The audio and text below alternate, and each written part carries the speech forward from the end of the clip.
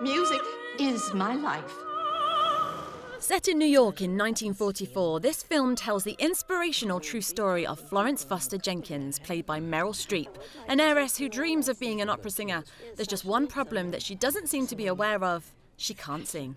She hires a naive pianist, Cosme McMoon, played by Simon Helberg, to accompany her in concerts organised by her husband and manager, St Clair Bayfield, played by Hugh Grant. I caught up with the director and some of the cast in London. She's remarkable, isn't she? I did slightly dread this part because it was so intimidating to have to, act against Meryl Streep, and directed by Stephen Frears, who's a rather classy director. But I ended up quite enjoying it, I have to say. There's a sort of spirit of the character he's a sort of slightly creepy that I enjoyed. I brought out my inner creep. I mean, we learn he's a nice man and he loves her, but there's something shady about him, which I enjoy. Bravo, funny. And all the reviews are just terrific. Yeah. Ours is a very happy world. Working with Meryl Streep, what was that like? Well, she was actually very nice to me. I was obviously intimidated by her grandeur, her reputation, but A, she was very nice to me, and B, it is just quite fascinating to watch someone be that good at what they do.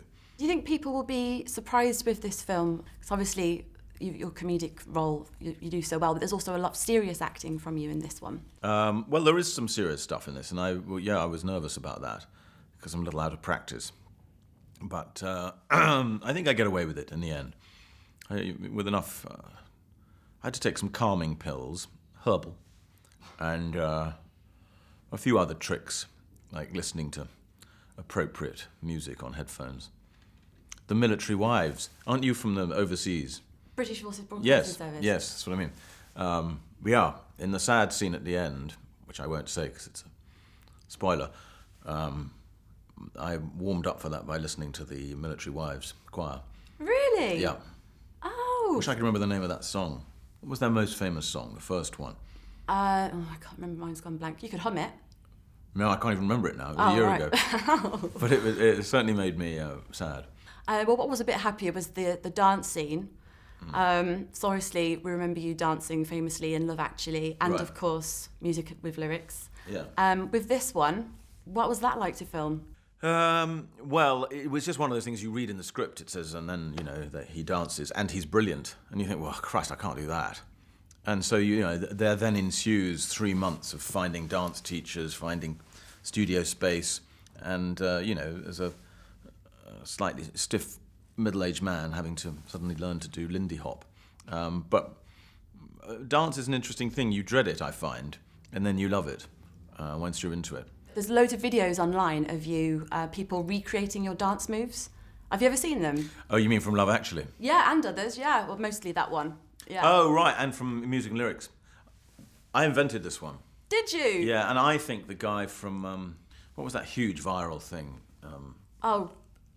Gangnam Style. Yeah, I reckon he copied me. I think so. That could be a possibility. Yeah. My sisters and I love that film. Oh, good. Yeah, no, we sing the song all the time. Oh, do you? Pop Girls My Heart. Yeah, we actually do. But thank you so much. This film was incredible, and good luck with it. Oh, well, thanks. Thank you so much. Are you nervous, Mr. McMullen? Somewhat. You have a full and very warm house, and you are both going to be sensational. You actually didn't have a hand double or anything in this. You actually played the piano Yeah. for you're an amazing pianist. Oh, thanks. And Meryl Streep said that you perhaps had the hardest job of all because you had to play the piano whilst acting and reacting to everything that was going on. That's her being very kind. I think she had the hardest job, but we'll fight about it later.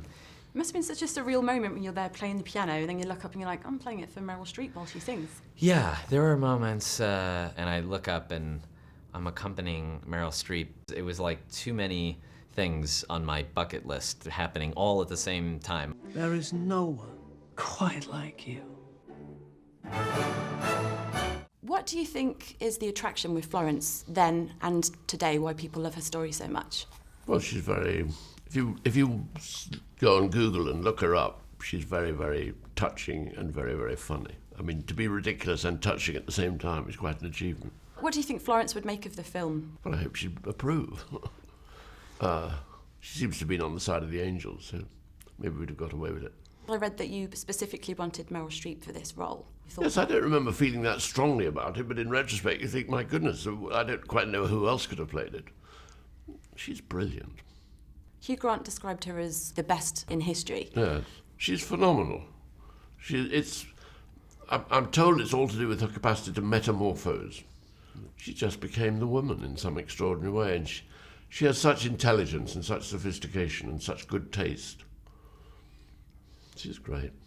What about the scene with Hugh Grant's character dancing? Oh, wonderful. I mean, he's such a liar. He goes, I can't dance, I can't.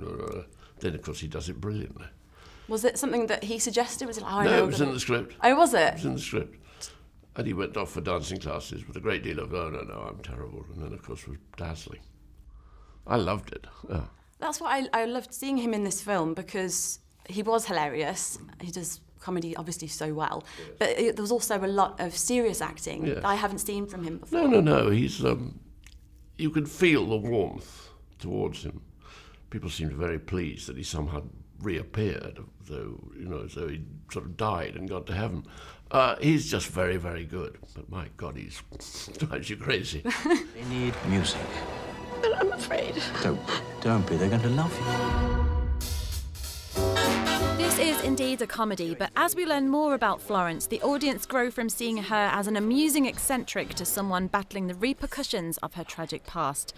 Hugh Grant gives one of his best performances to date in moving scenes between himself and Meryl Streep.